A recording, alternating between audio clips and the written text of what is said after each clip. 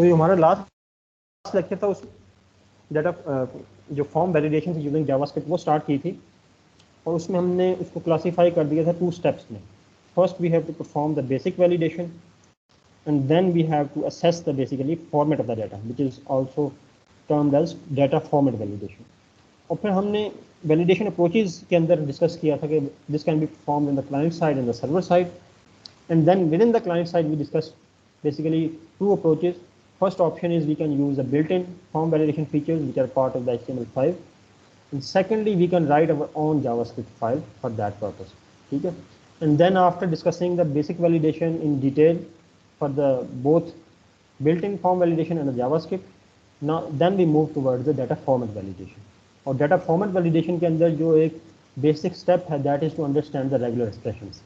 और regular expressions के अंदर हमने ये जो आपको स्लाइड नज़र आ रही है यहाँ तक हमने कवर किया था, और रेगुलर एक्सप्रेशन का पर्पस देखा था कि why we use regular expressions, और हम उसको जावास्क्रिप्ट के अंदर, क्योंकि रेगुलर एक्सप्रेशंस तो एक आपको पता है कि जनरल फिनोमिना है, ठीक है, ऑटोमेटा थ्योरी के अंदर आप पढ़ते हैं ना, तो लेकिन उसकी एप्लीकेशंस डिफरेंट एरियाज में, ठीक है. तो one of the area we can define its implementation और application is basically data format validation and web form validation.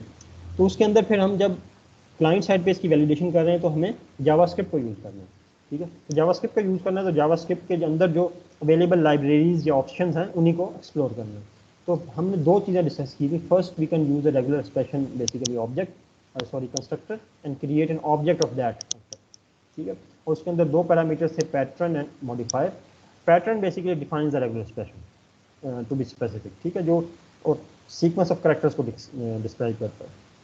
While the modifier part basically has got 3 modifiers in it, G, I and M, which stand for global, case insensitive and multi-line respectively. और ये भी हमने discuss किया था. Hopefully आपने खुद जाकर शायद इसको थोड़ा देखा हो कि ये क्या चीज़ है, ठीक है. तो second approach of creating a regular expression pattern basically in the JavaScript is by simply assigning the regular expression to the pattern, ठीक है. उसमें स्लैश पैटर्न और स्लैश मॉडिफायर, तो ये मॉडिफायर और पैटर्न वही हैं जो कि आपके पास कंस्ट्रक्टर के अंदर. तो यहाँ तक हमने कवर किया था. Now let's move towards basically practical example. आगे हम पहले रेगुलर एक्सप्रेशन को देखेंगे, फिर उसकी जो एक एग्जांपल है in the context of the web form, then we will discuss that. So these are the properties and methods related to the regular expression, ठीक है. आपके पास जावास्क्रिप्ट के अंदर जो प्रॉपर्टीज और मेथड्स अवेलेबल हैं, this basically slides carries that information. So in the first upper part there are set of properties. So first property is basically property, जब भी आप कोई पैटर्न क्रिएट कर लेंगे उससे रिलेटेड आपने फर्दर नॉलेज गेट करना हो ना, कि ये इसके अंदर कौन कौन से फॉर एग्जांपल मॉडिफाइड सेट हैं या पैटर्न जो रेगुलर एक्सप्रेशन है उसका टेक्स्ट क्या है, तो then we use the property, ठीक है. तो फर्स्ट जो प्रॉपर्टी है that is constructor.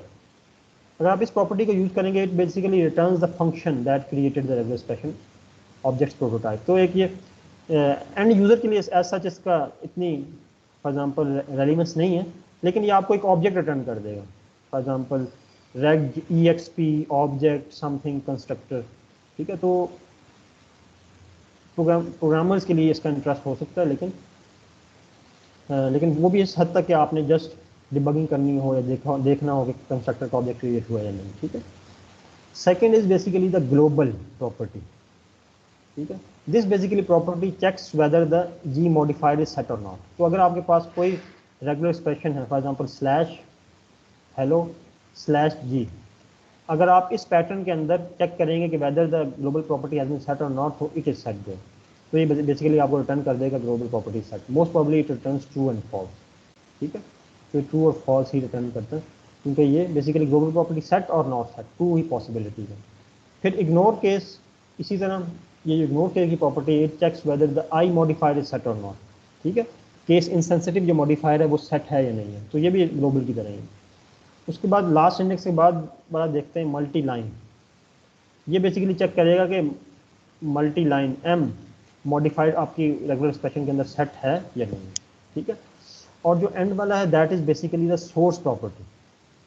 Source property returns the text of the regular expression. तो आपके पास अगर वो पैटर्न है, आप उसमें से 2 पार्ट है ना उसके, एक तो रेगुलर एक्सप्रेशन है उसके अंदर लिखी हुई और दूसरे मॉडिफायर्स हैं. तो ये बेसिकली मेरे ख्याल में रेगुलर एक्सप्रेशन के पैटर्न को रिटर्न करेगा। इसको आप एग्जैक्ट देख सकते हैं कि ये मॉडिफाइड को भी रिटर्न करता है या नहीं, लेकिन ये रेगुलर एक्सप्रेशन को रिटर्न कर देगा, ठीक है, उसका सोर्स रिटर्न कर देगा। और ये लास्ट इंडेक्स की प्रॉपर्टी हमने मिस की है, इन बिटवीन, ठीक है, it basically specifies the index at which to start the next match. तो ये लास्ट इंडेक्स की प्रॉपर्टी उस वक्त रेलिवेंट होती है जब आप ग्लोबल मॉडिफायर को सेट करें, ठीक है।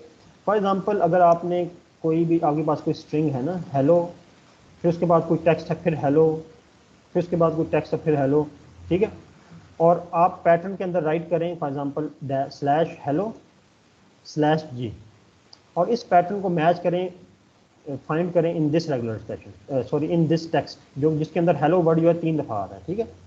तो ये क्या करेगा, ये फर्स्ट जो आपके पास हेलो नज़र आ रहा है इसके साथ मैच करेगा, ठीक है। उसके बाद फॉर एग्जांपल इसका इंडेक्स रिटर्न कर देगा। फॉर एग्जांपल ये एच जो है ये 0 इंडेक्स पे है, ई 1 पे है, एल जो है वो 2 पे है, सेकेंड एल 3 पे, और फाइनल जो ओ है वो 4 इंडेक्स पे है, ठीक है। तो 4 index meaning that specifies the index at which to start the next match. तो फर्स्ट मैच तो आपके पास ये हेलो आ गया ना, अब इसके बाद जो नेक्स्ट मैच है it is going to start at the index 4। तो ये आपके पास इंडेक्सेस रिटर्न कर देता है कि 4 के बाद मैंने फर्स्ट मैच स्टार्ट किया, फिर उसके बाद ये जो कुछ टेक्स्ट होगा उसके पास अगेन हेलो है, ओ का जो अगेन आपके पास इंडेक्स होगा वो फिर दोबारा रिटर्न कर देगा, इट कैन बी 16, फिर इसके बाद 18, ठीक है। तो ये लास्ट इंडेक्सेस रिटर्न करता है at which you are going to have the second match और थर्ड मैच और फोर्थ मैच और फिफ्थ मैच, ठीक है। अगर आपने ग्लोबल मॉडिफायर सेट नहीं किया हुआ बेसिकली ये फिर लास्ट इंडेक्स की प्रॉपर्टी इट बिकम्स इररेलेवेंट, क्योंकि आपने एक ही बेसिकली एक ही दफ़ा मैच करने के बाद सीक्वेंस को सर्च करने के बाद रिटर्न कर देना है, दैट्स इट, ठीक है। इसकी आप एग्जांपल भी देख सकते हैं for the confirmation over the W3 school, वहाँ पे इन्होंने बेसिकली एक एग्जांपल दी हुई है और उसको इसी तरह डिस्क्राइब किया जिस तरह मैंने आपके सामने प्रेजेंट किया, ठीक है। So these are the set of properties as part of the regular expression. Next are the methods. Inside the methods, compile method basically it is deprecated, so we shouldn't use it, ठीक है, ये हम use ना करें। Execute और test के जो methods हैं, these are basically the relevant methods related to the regular expression usage for data format validation, ठीक है। तो execute exec जो method है, it tests for the match in the string, returns the first match, ठीक है। तो ये basically अगर फॉर एग्जांपल आपके पास ये हेलो वाली स्ट्रिंग के ऊपर जो मैंने राइट की हुई है, इसको इसी टेक्स्ट से कंपेयर करूं, हेलो हेलो हेलो जो आपके पास 3 वर्ड्स हैं, तो ये क्या करेगा, ये बेसिकली आप इसको एग्जीक्यूट इस तरह करेंगे कि आपके पास ये जो पैटर्न है it is in the variable P, और ये आपके पास स्ट्रिंग है it is in the variable str। तो आप ये करेंगे p.exec, उसके बाद इसके अंदर str पास करेंगे, ठीक है। तो ये जो अब पैटर्न के अंदर क्या हेलो है ना, तो ये बेसिकली रिटर्न क्या कर देगा, हेलो रिटर्न कर देगा, क्योंकि स्ट्रिंग के अंदर ये पैटर्न एग्जिस्ट करता है और वो मैच हो गया, तो वो उसी स्ट्रिंग को रिटर्न कर देगा which is the match string, ठीक है। तो test for a match in a string, किसी भी स्ट्रिंग के अंदर मैच को टेस्ट करेगा with respect to regular expression and returns the first match if it exist, ठीक है। अगर मैच नहीं एग्जिस्ट करता तो फिर कुछ भी रिटर्न नहीं करेगा मोस्ट प्रॉब्ली, लेकिन अगर मैच एग्जिस्ट करता है तो फिर ये वही स्ट्रिंग रिटर्न कर देगा जिसके साथ मैच है। जबकि एक टेस्ट मेथड है, it also test for a match in the string very much like execute या exec function, but it returns true और फॉल्स, ठीक है। तो ये बेसिकली हमारे लिए ज़्यादा मीनिंगफुल है क्योंकि हमें स्ट्रिंग से कंसर्न नहीं है। अगर फॉर एग्जांपल कोई भी पैटर्न किसी स्ट्रिंग के अंदर एग्जिस्ट कर रहा है, so we are only interested in knowing that whether the match exist और नॉट, तो बेसिकली ट्रू और फॉल्स, दैट्स इट, ठीक है। तो हमें इस चीज़ में इंटरेस्ट है। तो in this basically context for the in this lecture and the example we are going to use a test method. ये क्या करेगा, ये पैट फॉर एग्जाम्पल या p.test str मैच करेगा और ट्रू या फॉल्स रिटर्न कर देगा बेस्ड ऑन मैच और मिसमैच, ठीक है। और उसके बाद ये जो टू स्ट्रिंग का मेथड है, it returns the string value of the regular expression, तो ये आपकी रेगुलर एक्सप्रेशन को स्ट्रिंग में कन्वर्ट करके रिटर्न कर देगा, ठीक है। तो ये भी एज सच कोई इतनी यूजफुल नहीं है अगर आपने डाटा फॉर्मेट वैलिडेशन करनी है, तो you are rarely interested in converting your regular expression into a string, ठीक है। अब मैं नेक्स्ट स्लाइड जो है उसके बाद सब्सिक्वेंट स्लाइड है, इसमें हम टेस्ट मेथड को देखेंगे ये किस तरह काम करता है। कोई क्वेश्चन हो तो आप पूछ सकते। सर ये अगर हमारे पास जो वेरिएबल स्ट्रिंग का है उसमें हेलो मतलब हाय हेलो हाय जो है वो लेट्स सपोज एक ही स्ट्रिंग है मतलब और कोई स्पेसेस नहीं है उसमें, तो फिर अगर हम एग्जैक्ट का फंक्शन लगाएंगे तो फिर वो पूरा स्ट्रिंग रिटर्न कर देगा। कौन सा एग्जैक्ट का फंक्शन लगाएंगे, सॉरी? सर कब जो हम लोग जो एग्जैक्ट का फंक्शन मेथड है। ई एक्स, ई यस एक्स सर। ई सी वाला फंक्शन। Yes sir. हाँ, तो वो ये करेगा कि फॉर एग्जांपल आपके पास कोई बड़ी सी स्ट्रिंग है ना, उसमें अगर हेलो कहीं एग्जिस्ट करता है ना, फॉर एग्जांपल आपके पास कोई 3 लाइंस की स्ट्रिंग है जिसमें टेक्स्ट है, लेकिन सेकंड लाइन पे somewhere there exists a word hello, ठीक है, तो वो उसको इस पैटर्न के साथ मैच कर जाएगा, तो वो इस हेलो को रिटर्न कर देगा कि ये वर्ड ठीक। है जो कि आपकी पैटर्न के साथ मैच करता है, और ये basically this is the word which is to be return, so this is the ठीक वे है ऑफ द सर। वर्ड, ठीक है। ठीक है जबकि सर। ये टेस्ट मेथड है वो जस्ट ये रिटर्न कर देगा कि ये इस पैराग्राफ के अंदर ये वर्ड एग्जिस्ट करता है तो ट्रू रिटर्न कर देगा, अगर नहीं करता तो फॉल्स रिटर्न कर देगा। ठीक है sir. Let's look at the example of the test method. तो आपका जो टेस्ट मेथड है कि इसकी एग्जांपल देखते हैं ताकि आपको एक सिंपलेस्ट किस्म का सिनेरियो समझ आ जाए। So as you already know, it returns true if it matches, finds a match, and it returns false otherwise. नीचे आपके पास कोड है, इसमें HTML पार्ट और जो इवेंट सॉरी ट्रिगर पार्ट है वो तो आपको आइडिया है, ठीक है, उसको मैं नहीं डिटेल में जाऊँगा। स्क्रिप्ट के अंदर ये फंक्शन की डेफिनेशन है, I am going to move towards that. तो इसमें हमने एक स्ट्रिंग खुद से क्रिएट कर लिया, var str is equal to hello world. और आइडियली क्या होगा जब हम डाटा फॉर्मेट वैलिडेशन करेंगे तो ये स्ट्रिंग के अंदर हम क्या करेंगे, हम बेसिकली इस तरह कर रहे होंगे document for example dot gate element by ID, ठीक है, और हो सकता है कि गेट एलिमेंट बाय आईडी के बाद हम उसके अंदर नेम की फील्ड्स मेंशन कर दें, नेम और डॉट वैल्यू। तो ये बेसिकली हम उस किसी पर्टिकुलर टेक्स्ट फील्ड से जो वैल्यू है उसको str में सेव करेंगे, लेकिन यहाँ पर जस्ट फॉर एग्जांपल हम we have assigned a constant string to the variable str, ठीक है। और उसके बाद हमने एक पैटर्न डिफाइन किया नीचे, वॉर पैट, ठीक है, एक वेरिएबल पैटर्न, और उसको स्ट्रेट अवे स्लैशेस के अंदर फॉर एग्जांपल हेलो और स्लैश जी, एक जो रेगुलर एक्सप्रेशन है along with the pattern and the modifier assign कर दी, ठीक है। अब उसके बाद हमने नेक्स्ट जो है टेस्ट मेथड यूज़ करना है। तो हम टेस्ट मेथड को यूज़ किस तरह करते हैं, पैट डॉट टेस्ट, ठीक है, PATT डॉट टेस्ट, और टेस्ट के अंदर हम स्ट्रिंग पास करते हैं। तो इस पैटर्न को बेसिकली टेस्ट करो with respect to this string str, ठीक है। तो वो क्योंकि यहाँ पे हमने सिंपली वर्ड स्पेसिफाई किया है और ये वर्ड आपके पास हेलो वर्ल्ड के अंदर एग्जिस्ट करता है, तो that's why it will find a match and a value of true will be stored in the variable result, ठीक है। Again we have specified or defined another basically pattern pat2, and in this pattern basically we have specified w3 schools as a regular expression and g as a modifier, ठीक है। अब again pat2 dot test करेंगे with this string, so because this w3 school basically word does not exist inside this string, so it will return in this case false and will save the false value in the result, ठीक है। उसके बाद हमने just document dot gate element ID demo, ये जो हमारे पास एक paragraph है एम्प्टी, उसके अंदर हमने दोनों वैल्यूज डिस्प्ले करवा दी हैं, सेट कर दी हैं ताकि हम इंटरफेस पे देख सकें। तो राइट साइड पे आपको ट्रू और फॉल्स लिखे हुए नजर आ रहे हैं। तो first true is for the basically first pattern matching जो कि आपको हेलो को फाइंड कर रहा था इन दिस वर्ड, और सेकंड जो था वो W3 स्कूल्स को सर्च कर रहा था and that basically word doesn't exist, so it has return false, ठीक है। अब इसमें आप एक चीज़ ये देखें कि ये एग्जैक्ट मैचिंग के सिनेरियो है, इसमें कोई भी क्वांटिफायर्स नहीं है, रेंज ऑफ वर्ड्स नहीं है, ठीक है। फॉर एग्जांपल W3 स्कूल्स हैं, तो इसमें अब इस पैटर्न में अगर मैं चाहूँ कि नहीं मैं कोई भी अल्फ़ाबेट एग्जिस्ट करता हूँ, तो ये बेसिकली इतना एम्पावर्ड या पावरफुल पैटर्न नहीं है कि ये उस सिनेरियो को डिस्क्राइब कर दे। फॉर एग्जांपल उसके लिए तो हमें फिर इस तरह के रेंज ऑफ करेक्टर्स डिस्क्राइब करने पड़ेंगे। फॉर एग्जांपल मैं यहाँ पे स्क्वायर ब्रैकेट्स में लिख दूँ A to Z, ठीक है। अब A to Z लिखूंगा तो फिर बेसिकली कोई भी अगर लेटर होगा तो वो मैच कर जाएगा, जो कि हमारे जो फॉर्म फील्ड्स है उस सिनेरियो में ज़्यादा रेलिवेंट है, ठीक है। लेकिन ये जो स्लाइड थी this was only for the basically an example of the test method, that's why I specified a constant string. तो इसमें ये सिर्फ इन स्ट्रिंग्स को ही फाइंड करेगा, ये जो आपने W3 स्कूल में फॉर एग्जांपल पैटर्न के अंदर स्पेसिफाई किए ना, इन्हीं को फाइंड करेगा इन द स्ट्रिंग, तो it will not move right और लेफ्ट एनीवे, ठीक है। तो ये it is more like exact string matching, इसको आप ये भी कह सकते हैं। लेकिन जब हमने जो रेगुलर एक्सप्रेशन की ट्रू पावर को जब हमने बेसिकली अंडरस्टैंड करना है, उसको यूज़ करना, then we have to use basically the range of characters and the quantifiers.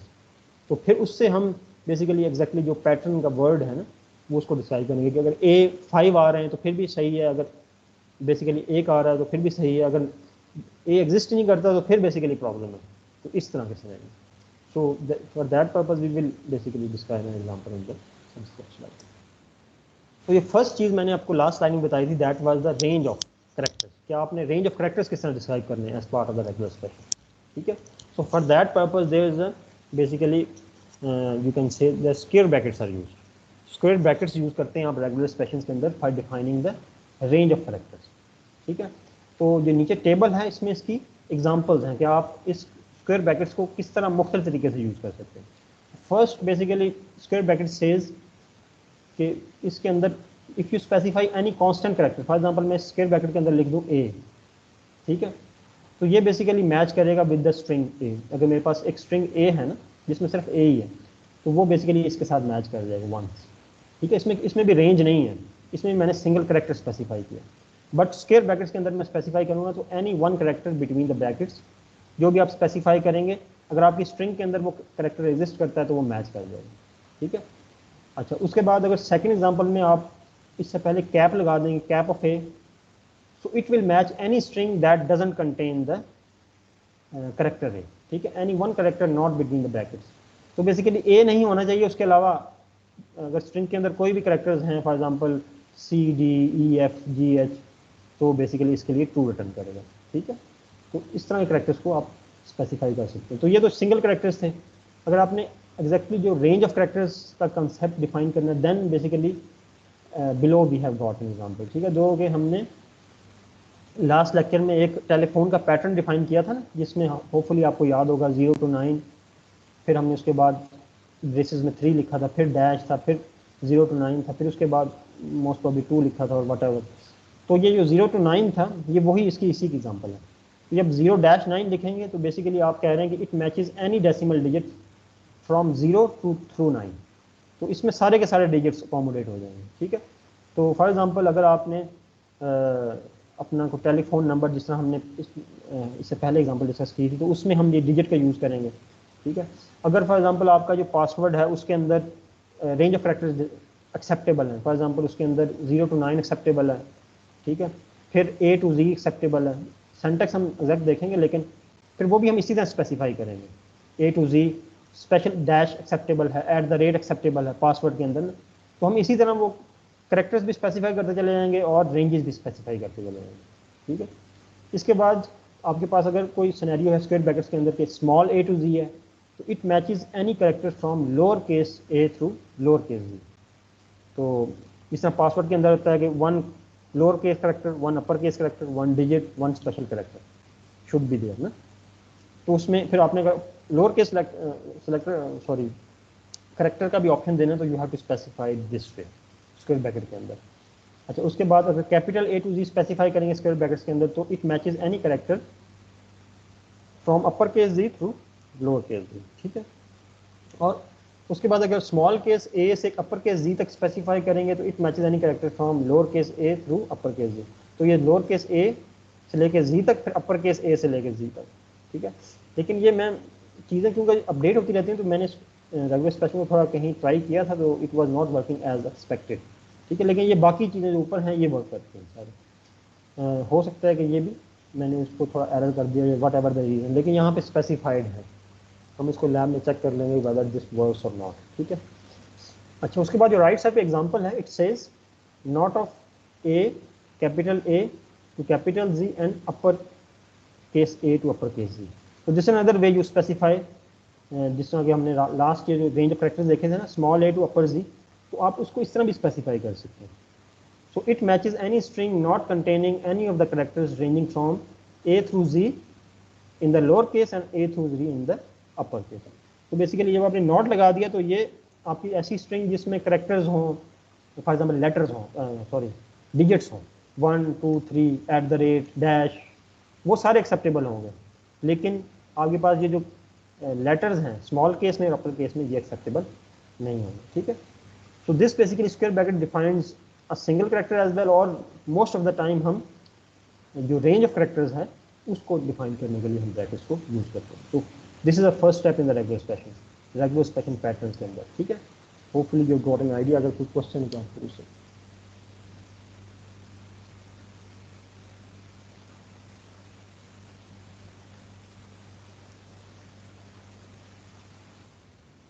Second part is the regular expression quantifiers.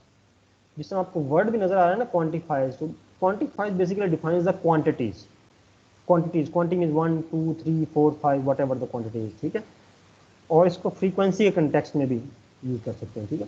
Quantifiers define the quantities, it defines frequency, ठीक है। तो जिस तरह फॉर एग्जांपल आपके पास टेलीफोन नंबर था ना, अब उसमें आप ये कर रहे थे कि आप स्क्वायर ब्रैकेट्स के अंदर डिफाइन करते थे 0 to 9 और फिर उसके बाद ब्रेसेस में स्पेसिफाई करते थे 3। So this 3 was basically the quantity या क्वांटिफाई। ये फ्रीक्वेंसी भी आप इसे कह सकते हैं कि 3 basically digits are acceptable, frequency, ठीक है। और पोजीशनिंग का भी इसमें है। For example positioning in the sense कि your string should end with character, sorry digit और लेटर, ठीक है। At the end basically there should be a letter. तो उसके लिए भी आपके पास ये जो डॉलर साइन नीचे नज़र आ रहा है आपको, पी डॉलर साइन और कैप पी, ये बेसिकली इस चीज़ को इंश्योर करते हैं कि पोजीशन आपके किसी भी रेगुलर एक्सप्रेशन के अंदर किसी भी कैरेक्टर की पोजीशन क्या होनी चाहिए। तो अगर आप कहें कि your string should start with P, ठीक है, तो आप अगर कैप ऑफ पी कर देंगे तो बेसिकली अगर आपके पास कोई स्ट्रिंग है जिसमें ए बी सी और उसके बाद पी आ रहा है, अगर आप इस स्ट्रिंग को मैच करेंगे with this regular expression cap of P, it will return false, क्योंकि स्टार्ट नहीं हो रही पी से। अगर आप पी से स्टार्ट कर देंगे इसको P A B C P, so then it will return true कि भाई ये जो स्ट्रिंग है it is starting by the letter P, ठीक है। तो पोजीशनिंग भी है और फ्रीक्वेंसी भी है। फ्रीक्वेंसी जिस तरह 3 है या 4 है, ठीक है। So in that case hopefully you have understood. So it defines frequency or positioning of bracketed characters, character sequences and single characters can be denoted by a special character, ठीक है। तो ये बेसिकली करेक्टर सीक्वेंस आपकी जो regular expression होती है that is basically a character sequence. तो character sequence के अंदर अगर आपने फ्रीक्वेंसी डिफाइन करनी हो या किसी पर्टिकुलर लेटर की पोजीशन डिफाइन करनी हो, then you basically use the quantifier. और क्वांटिफायर्स हैं क्या? Each special character has a specific connotation. तो इसके लिए आप स्पेशल करेक्टर्स यूज करते हैं। And what are the special characters? Plus, asterisk, question mark, dollar sign, ये जो कैप होता है, अब ये जो पावर के लिए कभी भी यूज़ करते हैं, दिस वन, ठीक है। इसके अलावा शायद कोई और भी हो जो कि मैं मिस कर रहा हूँ, बहरहाल ये तो हैं 5, ठीक है। Has a specific connotation. तो अदरवाइज तो आपके पास ये जो प्लस होता है ये तो अरिथमेटिक एडिशन के लिए होता है ना, ये जो स्टैरिक होता है अरिथमेटिक मल्टीप्लिकेशन के लिए होता है। लेकिन जब आप इसको रेगुलर एक्सप्रेशंस के अंदर यूज करते हैं so they have a specific connotation. Connotation means meaning, ठीक है। जब आप इनको रेगुलर एक्सप्रेशन के अंदर यूज करेंगे तो बेसिकली इन स्पेशल कैरेक्टर्स की स्पेसिफिक मीनिंग हो जाएगी, ठीक है। So these basically special characters all follow character sequence. तो आप इनको करेक्टर सीक्वेंस के बाद लगाते हैं, ठीक है, नॉर्मली। कि फॉर एग्जांपल जिस तरह पी प्लस नज़र आ रहा है, प्लस बाद में है पी के, ठीक है। इसी तरह अगर आपने कोई बड़ी सी एक्सप्रेशन लिखनी हो तो लिखने के बाद एट द एंड आप प्लस लगाएंगे, ठीक है। So these basically characters follow character sequence. Hopefully you got an idea, ठीक है। तो नीचे जो आपके पास एक टेबल है उसके अंदर कुछ एग्जांपल्स हैं इन्हीं करेक्टर्स की, तो हम उनको वन बाय वन देख लेते हैं। तो P plus basically it matches any string containing one और मोर पीस, ठीक है। तो फॉर एग्जांपल जिस तरह का सिनेरियो होता है ना, पहले मैं आपको बता देता हूँ कि फॉर एग्जांपल आपके पास अगर एक स्ट्रिंग हो ए बी सी और इसको मैच करेंगे with this regular expression P plus, ठीक है, तो इट विल रिटर्न फॉल्स, ठीक है। P should exist. तो अगर आप ए बी सी पी कर देंगे और दोबारा इसको कंपेयर करेंगे विद दिस रेगुलर एक्सप्रेशन तो आपके पास ये ट्रू रिटर्न करेगा, ठीक है। तो अब इसको जो प्रैक्टिकल सिनेरियो है इसका वो ये है कि आपके पास कोई पासवर्ड हो ना, पासवर्ड, उसमें आपने ये चेक करना होता है कि there should be at least one character, one special character, for example at the rate या dash, there should be one upper case, one lower case, ठीक है। जब आपने इस चीज़ को चेक करना हो तो फिर आप प्लस यूज कर लेते हैं। It matches any string containing one or more keys, ठीक है, one or more keys, basically p should exist there, missing p is not an option, ठीक है। second basically regular expression is p static, it matches any string containing 0 or more keys। तो इसमें अगर आपके पास कोई string है a b c और उसको कंपेयर करेंगे इस रेगुलर एक्सप्रेशन के साथ p स्टैटिक के साथ, इट विल रिटर्न ट्रू, ठीक है। तो अगर p एग्जिस्ट नहीं भी करता फिर भी ये ट्रू रिटर्न करेगा। This is a kind of scenario, ठीक है। अगर for example A B C P आ जाएगा इसके अंदर, it will return true again, ठीक है। तो बेसिकली 0 और मोर पीस। उसके बाद आपके पास सिनेरियो है P question mark, it matches any string containing eight most 1 P. तो इसमें बेसिकली एट मोस्ट का सिनेरियो आ गया, ठीक है। तो ये आप नॉर्मली यूज़ करते हैं ऑप्शनल के लिए। जिस तरह आपके पास फॉर एग्जांपल कोई ईमेल होता है ना, ईमेल में आपके पास इस तरह के सिनेरियो होते हैं, for example what ever the user name un@gmail.com है, ठीक है। फिर co.uk भी है या co.pk है, ठीक है। तो ये जो यूके और पीके वाले पार्ट हैं, they are basically an optional part. ये एग्जिस्ट कर भी सकते हैं और नहीं भी कर सकते। तो इन बेसिकली पार्ट्स को आप इनक्लोज करके पैरेंथेसिस के अंदर उसके बाद क्वेश्चन मार्क लगा देते हैं, ठीक है। तो इसमें ये एट मोस्ट एक दफ़ा आएंगे यूके, ठीक है। Dot UK should be there only once, ये ना हो कि डॉट यूके इस तरह कुछ सिनेरियो हो जाए ना, उसमें फिर हम वो भी लगा देते हैं कि इसमें फ्रीक्वेंसी क्या होगी ना लेटर्स की, जब कम्प्लेक्स रेगुलर एक्सप्रेशन लिखते हैं। लेकिन अगर ये एग्जिस्ट नहीं भी करता dot UK, then your email is valid as well. This is what I am trying to say, optional at most 1 P. अगर जीरो होगा that is fine as well, ठीक है। अच्छा, उसके बाद जो आगे पास पी ऑफ ब्रेसेस के अंदर पी ऑफ एन है, ये वही सिनेरियो जो कि हमें टेलीफोन नंबर के अंदर यूज़ किया है कि 0 to 9 के बाद हमने ब्रेसेस के अंदर राइट किया था 3, ठीक है। तो फ्रीक्वेंसी 3। तो here n means that it matches any string containing a sequence of n Ps. तो अगर आप इसके अंदर 3 लिख देंगे तो ये 3 पीस का सीक्वेंस सर्च करेगा। तो आपके पास अगर कोई स्ट्रिंग है जिसमें A B C और सिंगल P है, इसको मैच करेंगे with this regular expression, it will return false. अगर आपके पास 3 पीस का सीक्वेंस है, इसको A B C triple P, इसको बेसिकली फिर P ऑफ 3 के साथ मैच करेंगे, देन इट विल टर्न 2, ठीक है। तो इसके बाद अगर आपके पास ये 4 पीस है ना इसके अंदर, even in that case it will return 2 as well. तो उसको किस तरह आपने इंश्योर करना है कि सिर्फ 3 ही हो, उसके लिए आप बेसिकली एक डिफरेंट तरीका होता है, ठीक है। क्योंकि इसमें वो इसलिए 2 रिटर्न कर रहा है क्योंकि 3 तो है ना, ठीक है, containing a sequence of n Ps. तो 3 तो हैं, उसके बाद अगर 4th आ गया वो उसको बेसिकली इग्नोर कर देगा, वो कहेगा 3 है सीक्वेंस में, दैट्स फाइन। अगर आपके पास सीक्वेंस में 3 नहीं होंगे लेकिन 2 के डिफरेंट पेयर्स होंगे, फिर भी ये फॉल्स रिटर्न करेगा, because there is no sequence of 3 Ps. Sequence means consecutive, ठीक है। अच्छा, उसके बाद जो यहाँ तक किसी को क्वेश्चन है?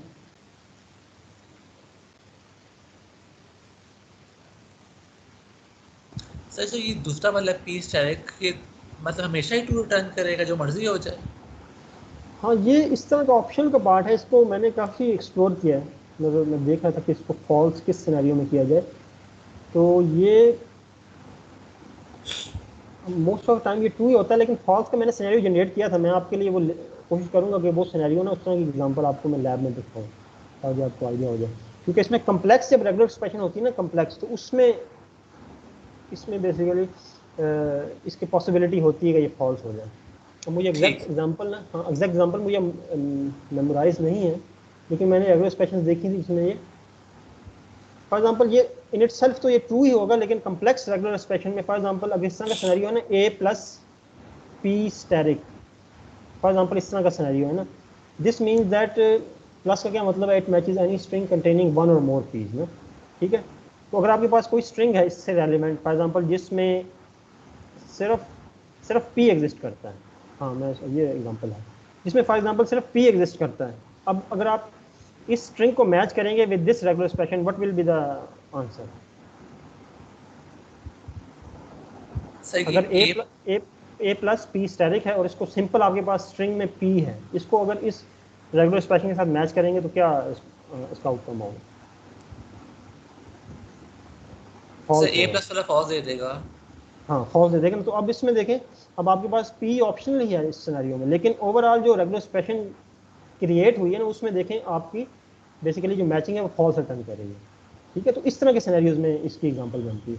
अगर यहाँ पे आप ये लिख दें p की जगह a, सिंपल a लिख दें और इसको मैच करें with this regular expression, what will be the outcome? True. True होगा। तो इसमें बेसिकली p की इतनी इंपॉर्टेंस नहीं है, फिर आपने p को मिस भी कर दिया फिर भी ट्रू है। तो इस तरह के एग्जांपल्स में बेसिकली ये फिट इन होती हैं चीज़ें कि आपके पास अगर फॉर एग्जांपल थर्ड सिनेरियो ये है कि अगर आपके पास a p हो और फिर इसको मैच करेंगे with this regular expression, what will be the outcome? It will be true again ना, होपफुली ये इट विल बी ट्रू, ठीक है। ए पी अगर सिंपल होगा तो इसको मैच करेंगे तो क्या होगा इसका आउटकम? ट्रू। ट्रू होगा ना, ठीक है। तो अब इसमें जब सिंपल पी था तो कंप्लीट जब रेगुलर एक्सप्रेशन को आप देख रहे थे तो अगर आप इसको आइसोलेशन में देखेंगे तो आपको कहेंगे कि कोई बेसिकली इसकी पॉसिबिलिटी नहीं है फॉल्स होने की। लेकिन जब इसको रेगुलर एक्सप्रेशन के अंदर हम प्लेस करते हैं तो रेयरली इस तरह होता है कि हमारे पास एक सिंगल करेक्टर ही हो, जिस तरह पी स्टैरिक हो, ये तो बहुत रेयरली होता है ना। हमारे पास रेगुलर एक्सप्रेशन जो होती है, अगर आप उसकी प्रैक्टिकल एग्जांपल्स देखें तो वो एक सीक्वेंस ऑफ करेक्टर्स होते हैं, वो कम्प्लेक्स रेगुलर एक्सप्रेशन होती हैं किसी सिनेरियो के क्रॉस ना।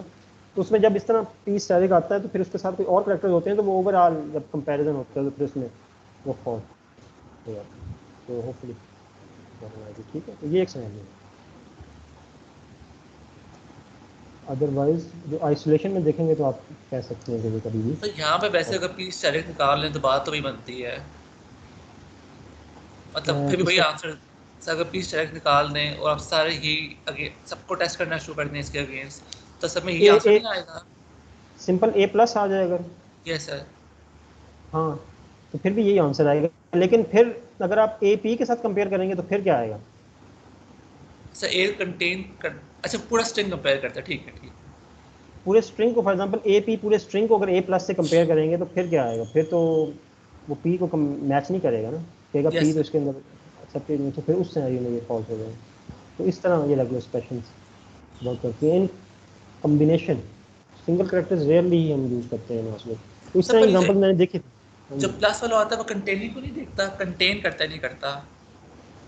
हाँ, वो करता है कंटेन। बेसिकली वो पता है इसमें इशू ये होता है कि जब आप इसको एक बड़ी स्ट्रिंग के साथ और यूज करते हैं ना, फॉर एग्जांपल ए प्लस से पहले कोई और या बाद में कोई और भी हो, फिर तो अगर आपके पास कोई स्ट्रिंग है ना, for example P C D और उसमें ए, फिर आपके पास आई जे, तो इसको अगर आप कंपेयर करेंगे ना विद दिस, तो ये ए प्लस, हाँ इसको अब देखना पड़ेगा कि ये क्योंकि कंटेन्स एट वन और मोर पीज ना। हाँ, इस सिनेरियो में शायद करेगा, लेकिन अगर इसको आप स्टार्ट करेंगे कैप से और एंड करेंगे फॉर एग्जांपल डॉलर साइन से, जो कि हम बाद में डिस्कस करेंगे। हाँ ठीक है, आपको बेसिकली सही है। अगर हम सिंपल ए पी को कंपेयर करेंगे ना with A plus, then it will return true in my opinion, ठीक है। लेकिन अगर आप इसको प्रीपेंड कर देंगे कैप से और इसको टर्मिनेट कर देंगे डॉलर साइन से, फिर ये फॉल्स रिटर्न करेगा, क्योंकि वो इस सिनेरियो में ये एक्सपेक्ट करेगा सिर्फ ए ही होना चाहिए। ठीक है सर। ठीक है, ठीक है। तो इसमें बिल्कुल डिफरेंट सिनेरियोज जनरेट होते हैं depending upon the string and the regular expression. लेकिन फिर भी ऐसी regular expression over the web हैं जिसमें फॉर एग्जांपल इसकी इंपॉर्टेंस इस तरह होती है कि ये ऑप्शनल के तौर पे एग्जिस्ट करता है। ठीक है सर। ठीक है। जी सर। हाँ, एक और मैंने एग्जांपल देखी थी, उसमें फॉर एग्जांपल उन्होंने कहा था कि स्ट्रिंग शुड स्टार्ट विद 9, ठीक है, लेकिन उसके बाद ऑप्शनल सिर्फ वन, फॉर एग्जांपल 91, 93, 95, 97, 99 इस तरह के एक्सेप्टेबल है ना। तो फिर उन्होंने उसके लिए रेगुलर एक्सप्रेशन राइट की थी जिसमें सिर्फ ये ऑड नंबर्स होंगे, तो दीज आर ऑप्शनल, लेकिन 9 जो है वो मैंडेटरी होगा, ठीक है। तो इस तरह की रेगुलर एक्सप्रेशन है जिसमें काइंड ऑफ सिर्फ आपने 0 और मोर करेक्टर्स को देखना हो, तो उसके लिए आप पी के साथ स्ट्रैटेजी यूज करते हैं। अदरवाइज इन आइसोलेशन देखेंगे तो आप कह सकते हैं कि it will never return false. अच्छा जी, सो होपफुली आपको आइडिया होगा। उसके बाद पी के बाद आपके पास पी ऑफ एन के बाद आपके पास है पी 2,3 है। It matches any string containing a sequence of 2 और 3 पीस। तो इसमें ऊपर वाले जो सिनेरियो था इसमें हमने सिर्फ 3 मेंशन किया था, लेकिन जब आप 2,3 लिख देंगे तो फिर आपके पास, अगर आपके पास कोई स्ट्रिंग है ए बी सी और उसमें 2 पीस हैं और इसको मैच करेंगे with this regular expression, it will return true. 3 होंगे तो फिर भी ये ट्रू रिटर्न करेगा, लेकिन अगर आपके पास एक सिंगल पी है then it will return false, ठीक है। उसके बाद जो नेक्स्ट रेगुलर एक्सप्रेशन है, इट सेज पी और ब्रेसेस के अंदर 2 कॉमा और अपर लिमिट आपने स्पेसिफाई नहीं की। It matches any string containing a sequence of at least 2 Ps, ठीक है। तो 2 मैक्सिमम लिमिट नहीं है, तो इसमें ए, अगर ए पी लिखेंगे तो ये फॉल्स रिटर्न करेगा कि इससे मैच करेंगे इस रेगुलर एक्सप्रेशन के साथ, लेकिन अगर 2 के बाद जितने भी आप लिखेंगे तो वो बेसिकली ट्रू रिटर्न करेगा, ठीक है। अच्छा, ये जो पी ऑफ डॉलर साइन है और कैप ऑफ पी है, ये इंपॉर्टेंट है। ये बेसिकली जो डॉलर साइन है, it matches any string with P eight the end of it, ठीक है। तो बेसिकली अगर आपने ये बाउंड करना हो कि eight the end of the string what should be the character, तो आप डॉलर साइन को यूज करते हैं, ठीक है। तो इसमें अगर फॉर एग्जांपल आपके पास कोई स्ट्रिंग है A B, P A B string है, और इसको पी ऑफ डॉलर साइन के साथ मैच करेंगे तो इट विल रिटर्न फॉल्स। लेकिन अगर आप पी ए बी पी करेंगे then it will return true, ठीक है। और अगर फॉर एग्जांपल आपके पास कोई स्ट्रिंग है जिसमें ए बी पी है और इसको कैप ऑफ पी वाला जो आपके पास रेगुलर एक्सप्रेशन है इसके साथ मैच करेंगे, इट विल रिटर्न फॉल्स। लेकिन अगर आप स्टार्ट पे भी पी राइट कर देंगे then it will return true, ठीक है। अब इसको ये जो डॉलर और कैप है ना, इनकी एप्लीकेशन और भी इंटरेस्टिंग होती है जब आपने फ्रीक्वेंसी चेक करनी है, ठीक है। तो वो हम नेक्स्ट स्लाइड में भी देखेंगे। लेकिन अगर आप फॉर एग्जांपल इसको इस तरह की, फॉर एग्जांपल आपके पास 0 to 9 है और उसके बाद ब्रेसेस के अंदर 11 है और फिर आपने डॉलर साइन और कैप प्लेस किया हुआ है, ठीक है। अगर आप ये डॉलर साइन और कैप को रिमूव कर देना तो 0 to 9 और ब्रेसेस में 11 आपके पास है ना करेक्टर। तो इस सिनेरियो में आपके पास अगर 12 डिजिट्स भी होंगे ना कंसेक्टिवली, क्योंकि उसमें 11 का सीक्वेंस तो लिस्ट करता होगा, तो वो उसको ट्रू रिटर्न कर देगा। लेकिन अगर आपने कैप और डॉलर साइन प्लेस किया होगा at the start and the end, तो फिर अगर 12th डिजिट आएगा तो वो फॉल्स रिटर्न करेगा। तो ये जो बेसिकली डॉलर साइन और कैप है ना, ये जब और rest of the regular expression के पैरामीटर्स के साथ कंबाइन होते हैं तो ये और इंटरेस्टिंग किस्म की, अनएक्सपेक्टेड किस्म की भी एक आपको बेसिकली बिहेवियर प्रोड्यूस करते हैं, ठीक है। तो ये हम देखेंगे जब हम बेसिकली यूजर नेम और पासवर्ड के सिनेरियो को डिस्कस करेंगे in the subsequent slide hopefully. लेकिन इन आइसोलेशन अगर आप देखें तो ये जस्ट ये चेक करते हैं कि एट द एंड बेसिकली उस पर्टिकुलर लेटर के साथ आपकी स्ट्रिंग एंड कर रही है या नहीं, या स्टार्ट पे वो लेटर एग्जिस्ट करता है या नहीं, ठीक है। अच्छा, उसके बाद राइट साइड पे आपको एग्जांपल नजर आ रही है which says P H P static, it matches any string containing a P followed by 0 और more instances of the sequence H P. तो इसमें फॉर एग्जांपल अगर आपके पास कोई स्ट्रिंग है which is a simple P, एक पी स्ट्रिंग है और इसको आप इसके साथ कंपेयर कर रहे हैं P H P of static, ठीक है। तो जब आप ब्रेसेस पैरेंथेसिस प्लेस कर देते हैं ना स्टैटिक से पहले, पैरेंथेसिस जो आपने प्लेस किए मींस दैट दीज टू, ये जो स्टैटिक वाला जो आपके पास क्वांटिफायर है या स्पेशल करेक्टर है, this is applied on both of these characters, ठीक है। एच पी दोनों के साथ अप्लाई होगा। तो अगर आप सिंपल पी को इस रेगुलर एक्सप्रेशन के साथ मैच करेंगे P H P of static, it will return true, ठीक है। लेकिन अगर आप पी एच पी को कंपेयर करेंगे इसके साथ then it will again return true, क्योंकि एच पी बेसिकली 0 और मोर टाइम्स अपीयर हो सकता है, लेकिन एक दफ़ा अपीयर हो गया ना, फिर पी एच पी जितनी दफ़ा मर्जी आता रहे, आप इसको इस रेगुलर एक्सप्रेशन के साथ कंपेयर करेंगे इट विल रिटर्न ट्रू। लेकिन अगर आपके पास कोई स्ट्रिंग है which only contains H, compare करेंगे with this regular expression P और आपके पास जो पैरेंथेसिस है उसके अंदर एच पी और स्टैटिक है, then it will return false. फिर ये फॉल्स रिटर्न करेगी क्योंकि पी शुड बी देयर, जो कि आपके पास आउटसाइड द पैरेंथेसिस पी है ना, ये स्ट्रिंग में एग्जिस्ट करना चाहिए। अगर आपके पास जितनी भी लंबी बड़ी स्ट्रिंग है या जितना भी डाटा है, अगर उसमें पी एग्जिस्ट नहीं करता तो ये बेसिकली रेगुलर एक्सप्रेशन उसके साथ मैच नहीं करेगा। सिर्फ एच पी जो है वो बेसिकली 0 और मोर टाइम, तो पी के बाद एच पी बेशक आप निकल लेते हैं, ठीक है। तो hopefully you got an idea. तो ये क्वांटिफायर्स हैं, these basically quantifiers along with the range of characters that we have seen in the last slide basically make up the complete regular expression. तो इससे पहले आपने ऑटोमेटा थ्योरी पढ़ी हुई है? नहीं सर। अच्छा, हाँ, ऑटोमेटा थ्योरी में बेसिकली यही चीज़ें उसमें रेगुलर एक्सप्रेशन से कवर की जाती हैं, जो using these basically set of characters और quantifiers we can design regular expression.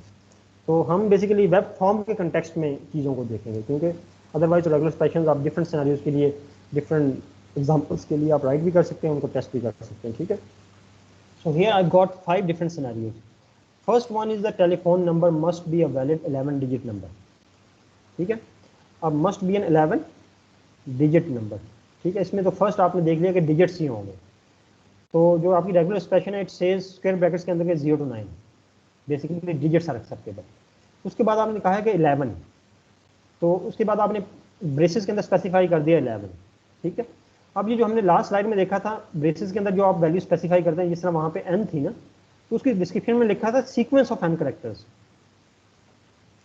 ठीक है, सीक्वेंस ऑफ n कैरेक्टर्स। लेकिन अगर आपके पास उस सीक्वेंस से ज़्यादा कैरेक्टर्स है ना, even then basically that string will match with this regular expression. For example आपके पास टेलीफोन नंबर है, जिस तरह मैं राइट करूँ 0 1 2 3 4 5 6 7 8 9 ये 10 हो गए लेटर डिजिट्स, और उसके बाद अगेन 0 राइट कर दो, तो ये 11 डिजिट्स हो गए ना। This is basically the sequence of 11 digits. अब इसके बाद मैं अगर दोबारा फिर 0 1 2 3 4 कर दूं ना, तो ये इसका साइज तो इंक्रीज हो गया बाय 3 मोर डिजिट्स, लेकिन ये इस रेगुलर एक्सप्रेशन के साथ मैच कर जाएगा। अगर मैं इसको अपेंड करूं विद, अगर मैं अपेंड ना करूं विद डॉलर साइन और इसको स्टार्ट ना करूं विद कैप, अगर मैं लिखूं 0 to 9 और 11, तो मीनिंग दैट कि अगर सीक्वेंस ऑफ 11 डिजिट्स एग्जिस्ट करते हैं, दैट्स एनफ। ठीक है, उसके बाद के वो जो बेसिकली डिजिट्स होंगे वो उनको इग्नोर कर देगा कि भाई मुझे 11 डिजिट्स का सीक्वेंस मैच फाइंड हो गया। ठीक है, जस्ट टू मेक श्योर कि इसका लेंथ भी 11 ही होना चाहिए, 11 से ग्रेटर हमें एक्सपेक्टेड नहीं है, तो फिर आप इसको कैप से प्रीपेंड करते हैं और डॉलर साइन से उसको अपेंड करते हैं, तो फिर बेसिकली ये चीज़ को इस चीज़ को भी इंश्योर करता है। जब ये करेक्टर्स आपस में मैच होते हैं तो एक काइंड ऑफ डिफरेंट सिनेरियो भी प्रोड्यूस कर देते हैं। ठीक है, so this is that's why normally in the regular expressions when we have to use basically the limit, जब भी हमने लिमिट यूज करनी हो ना, रेंज, जब हमें रेंज स्पेसिफाई करनी हो तो हम उसको कैप से और डॉलर साइन से प्रीपेंड और अपेंड करते हैं। ठीक है, this is the you can से जनरल डिस्क्रिप्शन। ठीक है, आप हमेशा इसको करेंगे, अदरवाइज हम जब इसकी एग्जांपल देखेंगे तो आप रेगुलर एक्सप्रेशन के अंदर मैं आपको दिखाऊंगा कि वो 12 13 के ऊपर भी वर्क करेगा। अच्छा, सेकंड जो है it says user name must contain 5 to 12 characters. ठीक है, इसमें हमने एक सिंगल सीक्वेंस नहीं स्पेसिफाई किया बल्कि रेंज स्पेसिफाई कर दी। अच्छा, अब इसमें कैरेक्टर्स हैं, meaning that it can have digits and numbers both, digits and letters, sorry both. तो हमारे पास जो नीचे सीक्वेंस में हमने स्पेसिफाई किया जो रेंज, उसमें 0 to 9 भी है और A to Z भी है, क्योंकि यूजर नेम के अंदर दोनों आ सकते हैं। ठीक है, और हमने इसका लेंथ क्या होनी चाहिए 5 to 12, और ये इसके बाद हमने एक मॉडिफाइड भी स्पेसिफाई कर दिया आई, मीनिंग दैट केस इनसेंसिटिव है। ठीक है, लेकिन आप इसको केस सेंसिटिव करना चाहते हैं तो आई मॉडिफाई है कि यहाँ पे प्लेस ना करें, जिस तरह के टेलीफोन में हमने प्लेस कोई भी मॉडिफाइड प्लेस नहीं किया। उसके बाद इसको बेसिकली कैप से और डॉलर साइन से इनक्लोज कर देंगे। ठीक है, अदरवाइज ये क्या करेगा, अगर 5 और 12 कैरेक्टर्स आपके पास सीक्वेंस में आ रहे हैं, उसके बाद जो बाकी एग्जिस्ट करते हैं उनको भी इनक्लोज कर लेगा। ठीक है, अच्छा, उसके बाद थर्ड जो है it says password must be alphanumeric. इसमें फॉर एग्जांपल ये @_ एंड 8 to 12 कैरेक्टर्स। ठीक है, तो इसमें जो हमने रेंज स्पेसिफाई की है फॉर एग्जांपल ब्रैकेट के अंदर, वो हमने 0 to 9 नंबर भी हो सकते हैं, लेटर्स भी हो सकते हैं, @ भी हो सकता है, डैश भी हो सकता है और अंडरस्कोर भी हो सकता है।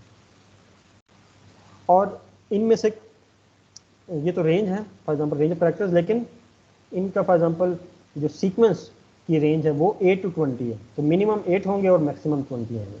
ठीक है, अगेन हमने इनको इनक्लोज कर दिया with dollar sign and cap. यहाँ तक किसी को क्वेश्चन तो नहीं?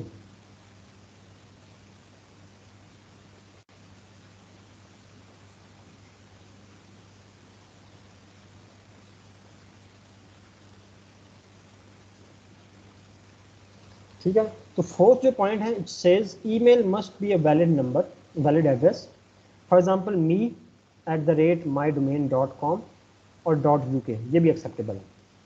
ठीक है, तो .uk जो पार्ट है ये बेसिस में इसको मैंने इसलिए लिखा हुआ है कि ये ऑप्शनल पार्ट है, तो इसमें हम नीचे देखें हम क्वेश्चन मार्क को यूज कर रहे हैं। ठीक है, अच्छा, इसमें जो आपका ईमेल होता है इसमें मल्टीपल सेगमेंट्स होते हैं। फर्स्ट आपका फॉर एग्जांपल यूजर नेम है मी, फिर @ जो है दिस इज मैंडेटरी, फिर आपकी डोमेन है माई डोमेन, फिर आपका यहाँ पे डॉट आना मस्ट है, और उसके बाद .com या जो भी .co आपने स्पेसिफाई करना है। ठीक है, और .uk इज एन ऑप्शनल। तो इसमें जो रेगुलर एक्सप्रेशन हमने नीचे राइट की है दैट इज बेसिकली ये डिस्कस स्टेप बाय स्टेप। तो फर्स्ट यूजर नेम वाला पार्ट है, उसके लिए हमने रेगुलर एक्सप्रेशन को हम इंटरप्रेट करेंगे। It says it can have letters, digits, can have dot, for example इस तरह भी होता है ना कि i.j@gmail.com, इसमें डॉट भी एक्सेप्टेबल है, फिर डैश भी एक्सेप्टेबल है। ठीक है, just give me one second.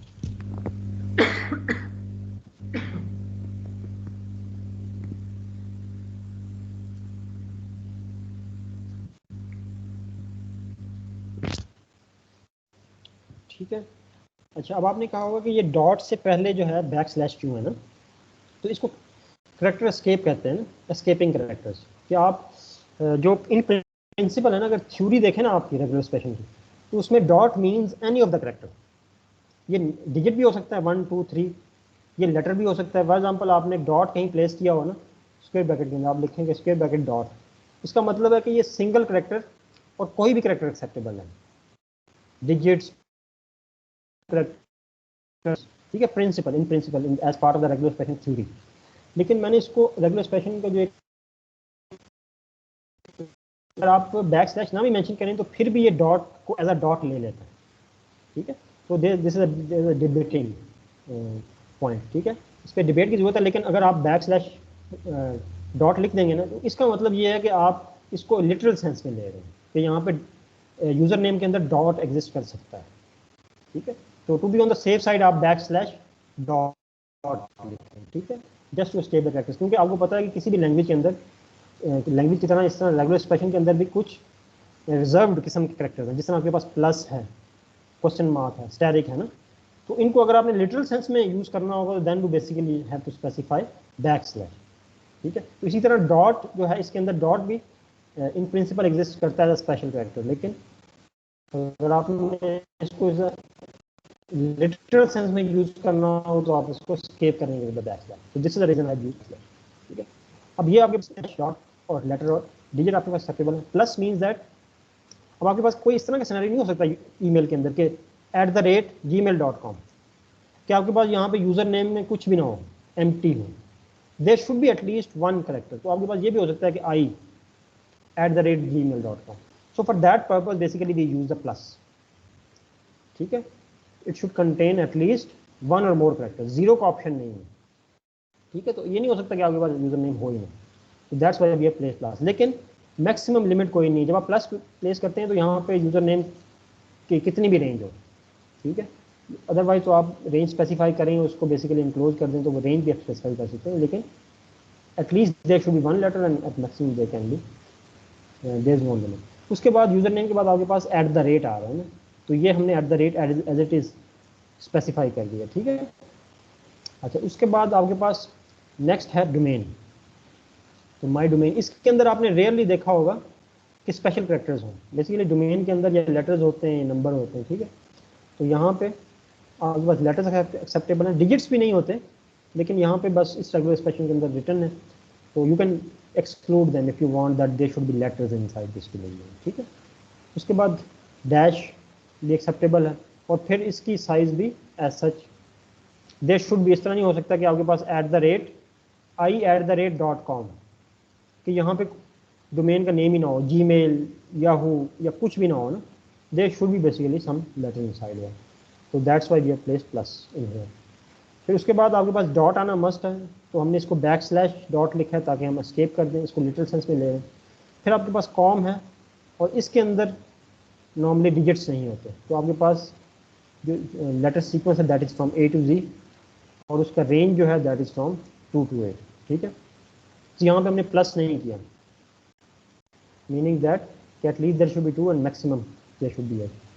उसके बाद ये डॉट को वाला पार्ट है, .uk वाला पार्ट है, इसमें बेसिकली डॉट जो है ये भी, और इसके बाद ये जो नेक्स्ट आपको नजर आ रहा है word, this is also optional. तो ये इसको हमने पैरेंथेसिस के अंदर इंक्लोज किया और इसको हमने क्वेश्चन मार्क राइट कर दिया just to make an optional, ठीक है।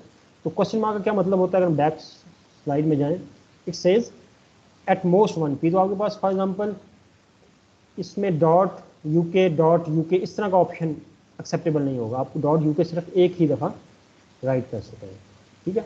लेकिन इसमें आपके पास सिर्फ लेटर्स होंगे, और \डॉट तो आपको आइडिया है, और this should be in the range 2 to 8। तो इस सारी एक्सप्रेशन को हमने इंक्लोज कर दिया in the cap and the $साइन। तो बेसिकली जो आपको जो हमने स्पेसिफाई किया है within each of the regular expression, वो उसको 2 सेंस में लेगा, ठीक है। फॉर एग्जाम्पल 2 to 8 है, तो इस रेंज को ऑनर करेगा जिस तरह हमने टेलीफोन नंबर में स्पेसिफाई किया। तो hopefully you have got an idea about this regular expression. तो ये हम different section of regular expression को डिस्कस किया। अगर आपने रेगुलर एक्सप्रेशन को खुद से प्रैक्टिस करना हो, ठीक है, या इसमें से कोई भी रेगुलर एक्सप्रेशन आपने कॉपी करके अदर देन द जावास्क्रिप्ट, एक तो ये है ना कि जावास्क्रिप्ट के अंदर आपने इसको एग्जीक्यूट करना है, लेकिन मैंने बताया रेगुलर एक्सप्रेशन एक सेपरेट टॉपिक है, ऑटोमेटा थ्री है ना। तो अगर आपने जस्ट रेगुलर एक्सप्रेशन को अंडरस्टैंड करना हो और उसके कंसेप्ट को अंडरस्टैंड करना हो, क्वान्टिफायर्स को और ब्रैकेट्स को और डिफरेंट क्वेश्चन मार्क्स, स्टैरिक, तो फिर बेसिकली नीचे मैंने एक लिंक दिया हुआ है, ये वाला regex101.com, ठीक है। regex101.com पे चले जाए ना आप, तो वहाँ पे आपके पास एक ऊपर टेक्स्ट फील्ड है जिसके अंदर रेगुलर एक्सप्रेशन राइट करते हैं,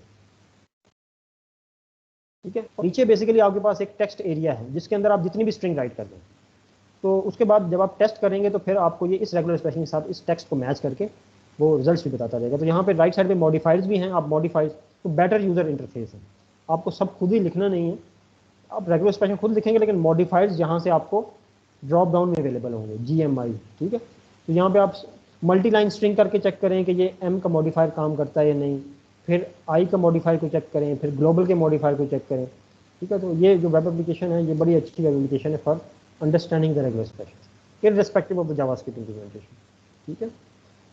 होपफुली ये गौर में आइए, कोई क्वेश्चन हो तो आप पूछ सकते हैं। सर इसमें जो प्लस होता है वो बताते हैं कि एटलीस्ट एक इंस्टेंस रिक्वायर्ड है। हाँ जी, एक इंस्टेंस रिक्वायर्ड है एटलीस्ट, इसको हमने यहाँ पे इस पर्पज और के मतलब ये लिए। ऑप्शनल नहीं है। हाँ, ये ऑप्शन नहीं है, मतलब फॉर एग्जांपल इस तरह का आप, क्योंकि मैंने बताया कि यूज़र नेम होगा तो उसके बाद @gmail.com होगा ना, there should be single, at least single character in there which represent the user name, ठीक है। तो प्रैक्टिकल सेंस में आप ये करेंगे कि ये तो चले एक डिफरेंट रेगुलर एक्सप्रेशन है, आप इसमें बेटर ये है कि रेंज स्पेसिफाई करें, ठीक है। मतलब फॉर एग्जांपल यूज़र कहें कि, क्योंकि अब तो रिपीटेडली यूज़र नेम्स, ऐसे यूज़र नेम्स हैं जो कि आप अगर जब जब किसी भी वेब एप्लीकेशन में या gmail.com में या किसी भी मेल सर्वर में जाके अपना ईमेल क्रिएट करते हैं तो वो कहते हैं this basically user name has already been taken.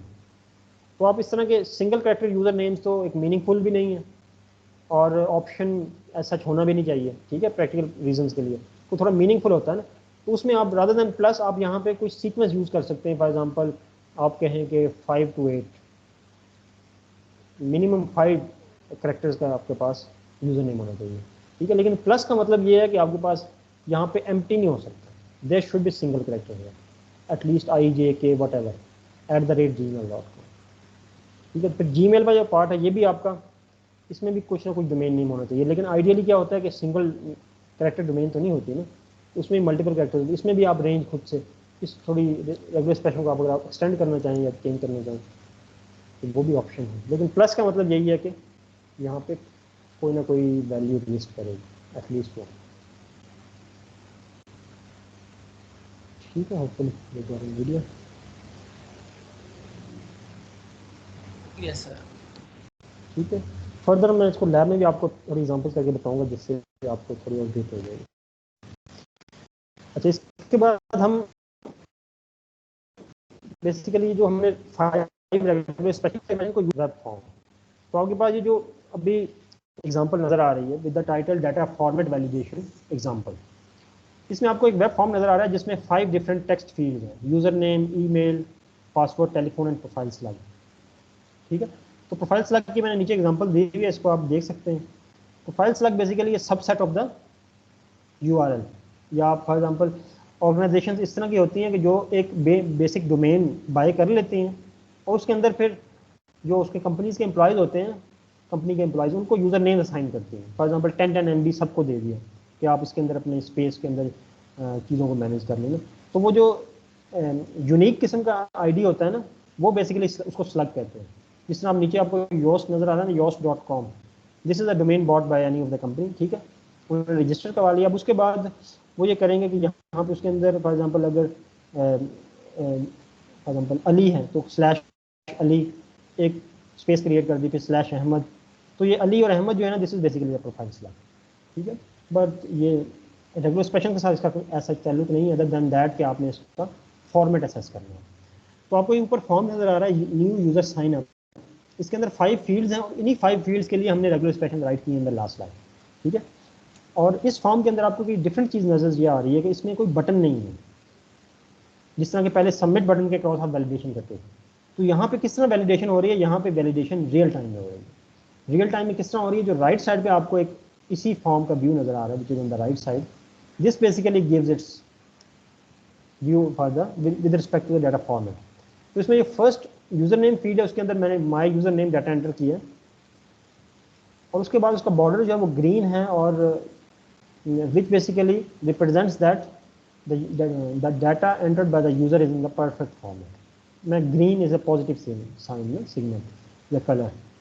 जबकि जो ईमेल की फील्ड है उसके अंदर मैंने जस्ट माई यूएस अभी राइट किया है, कंप्लीट बेसिकली मैंने ईमेल राइट नहीं की। I might be editing it, मैं in process, I was in the process of adding the email, लेकिन रियल टाइम में वो मुझे बता रहा है by converting its border into red और एक नीचे सजेशन डिस्प्ले करने से कि भाई there is a problem with this entry so far, जो भी आपने डाटा एंट्री किया है इसके साथ प्रॉब्लम है, तो email must be a valid address in this form.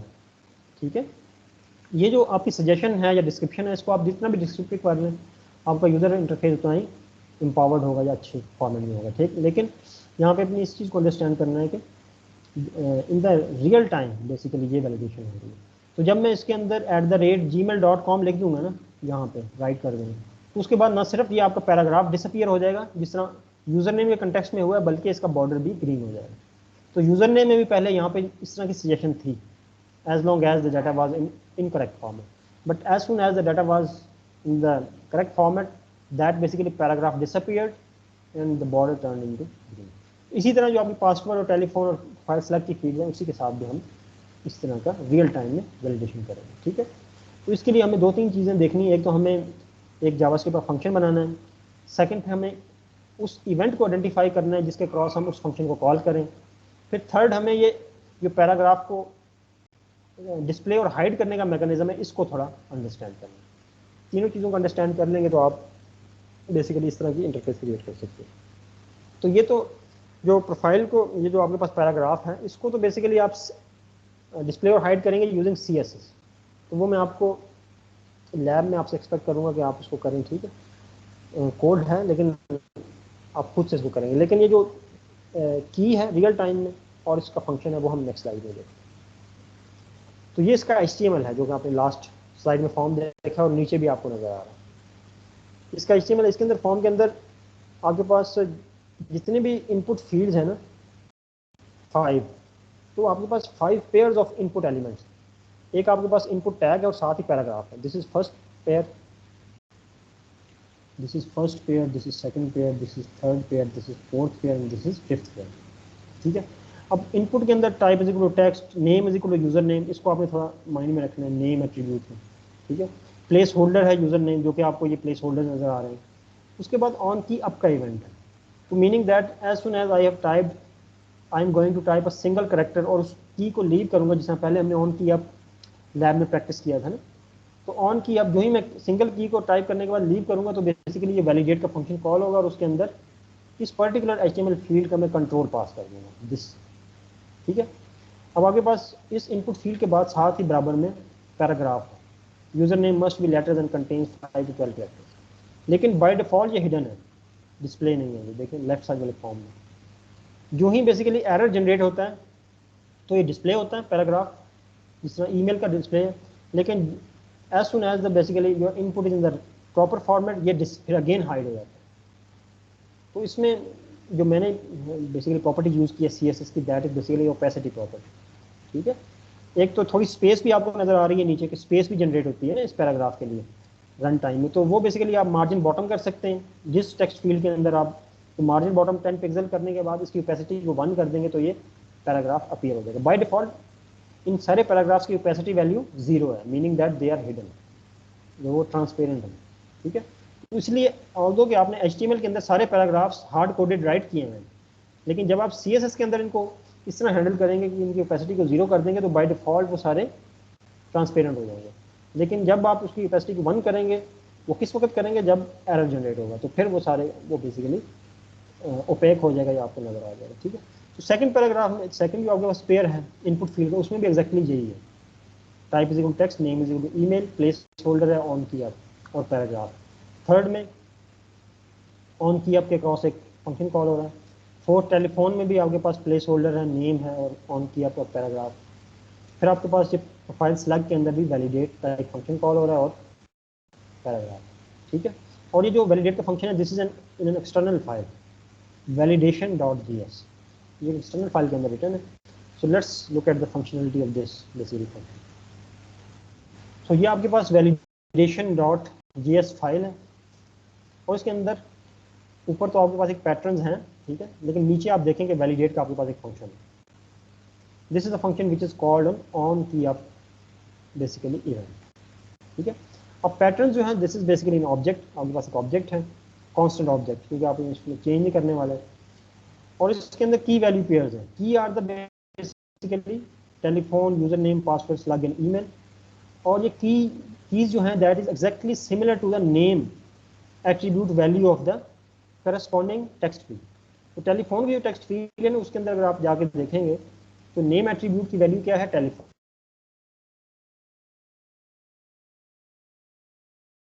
करें क्योंकि हमने कोड के अंदर इसको यूज करना है. ठीक, उसके बाद जो वैल्यू पार्ट है उसके अंदर वही बेसिकली रेगुलर एक्सप्रेशन हैं जो कि हमने इससे पहले स्लाइड में डिस्कस किए इन डिटेल. ठीक है, सारी डिस्कस किए, स्लग की भी, और स्लग की मोस्ट प्रॉब्ली नहीं की, लेकिन वो भी आसान है. इसमें भी basically A to Z, 0 to 9 और A to 20 कैरेक्टर्स सबके बने. ठीक है. अच्छा, इसमें इंपॉर्टेंट पार्ट जो है वो वैलिडेट का फंक्शन है. इसके अंदर दिस पास हो रहा है ना ऑन की अप के क्रॉस, वैलिडेट के क्रॉस, तो this basically is received in the field, if else statement and that's it. तो इफ में आप चेक कर रहे हैं patterns of field dot name, ठीक है. तो दिस डॉट नेम बेसिकली जब आप करेंगे दिस डॉट नेम करेंगे, आपके पास उस पर्टिकुलर टेक्स्ट फील्ड की जिसको आप एडिट कर रहे हैं, जिसके अंदर डाटा एंटर कर रहे हैं, उसके नेम एट्रीब्यूट की वैल्यू आ जाएगी. तो जब आपके पास patterns of for example telephone आ गया, ठीक है, तो पैटर्न ऑफ टेलीफोन आ जाएगा, तो आप पैटर्न्स के अंदर जाएंगे और यहाँ से टेलीफोन जो की है उसके क्रॉस उसकी रेगुलर एक्सप्रेशन को फेच कर लेंगे.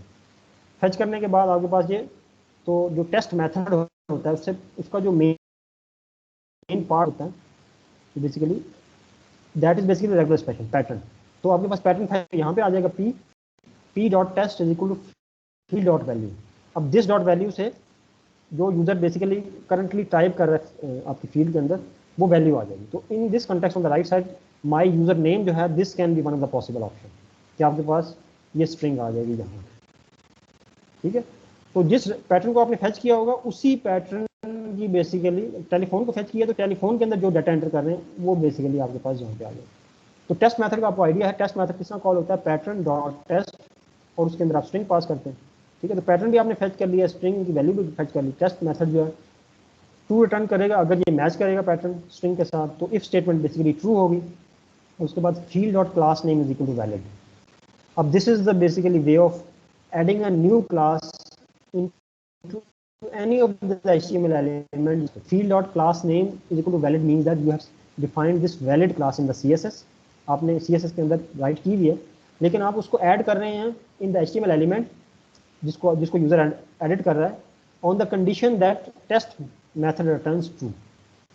तो वैलिड से क्या होगा, वैलिड का बॉर्डर जो है बेसिकली ये ग्रीन हो जाएगा, और इसका जो पैराग्राफ है नीचे जो आपको हाफ होना था उसकी कैपेसिटी वैल्यू 0 हो जाएगी, और ये आपको बेसिकली इस तरह नजर आएगा. अगर ये टेस्ट मेथड फॉल्स रिटर्न करेगा meaning that user input is not in line with the pattern regular expression, तो फिर ये एल्स में जाएगा और वहाँ पे क्लास ऐड कर देगा इनवैलिड. तो इनवैलिड में का जो सिनेरियो राइट साइड पे आपको नजर आ रहा है वो ये है जो कि ईमेल का है. वैलिड का सिनेरियो जो आपको नजर आ रहा है राइट साइड पे वो ये है जो कि आपका यूजर नेम का सिनेरियो. तो ये इनवैलिड और वैलिड क्लासेस में मैंने CSS ऐड की है जो उसके अपीयरेंस को चेंज कर देती है. तो इस तरह आपका एक पॉसिबल इम्प्लीमेंटेशन जो है आपकी डाटा फॉर्मेट वैलिडेशन की with respect to web form exist करती है. होपफुली आपकी समझ आ गई. कोई क्वेश्चन हो तो आप पूछ सकते हैं.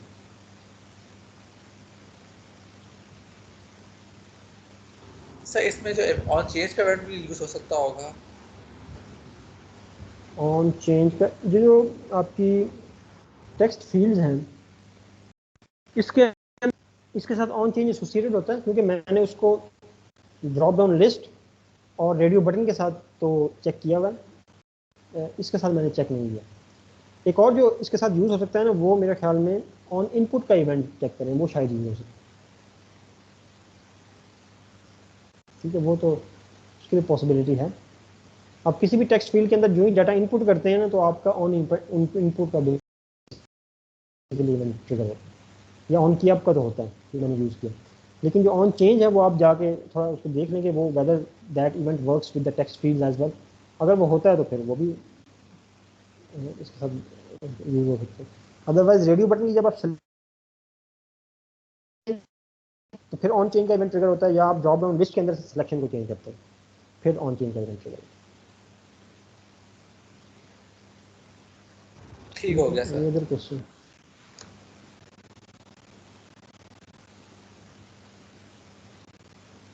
क्वेश्चन तो इसको मैंने थोड़ा डिटेल में इसलिए किया ताकि आपको समझ आ जाए, तो हम लैब के अंदर जब करेंगे चीज़ें आपके लिए अंडरस्टैंडेबल हैं, ठीक है। अब इसके बाद हमारा जो रिमेनिंग पार्ट है जावास्क्रिप्ट के अंदर, that is basically 2 lectures of jQuery। उसके बाद हमने in any case next week से लारावेल स्टार्ट करना है, ठीक है। तो हमारे पास 3 to 4 वीक्स हैं जो कि हम लारावेल पे स्पेंड करेंगे, क्योंकि आपके मैंने जो देखा है टाइम टेबल के अंदर जो सेमेस्टर कैलेंडर है ना, उसके अंदर 25 जून तक आपकी क्लासेस हो रही हैं, ठीक है। तो अभी हम जो रिमेनिंग ये वीक है इसमें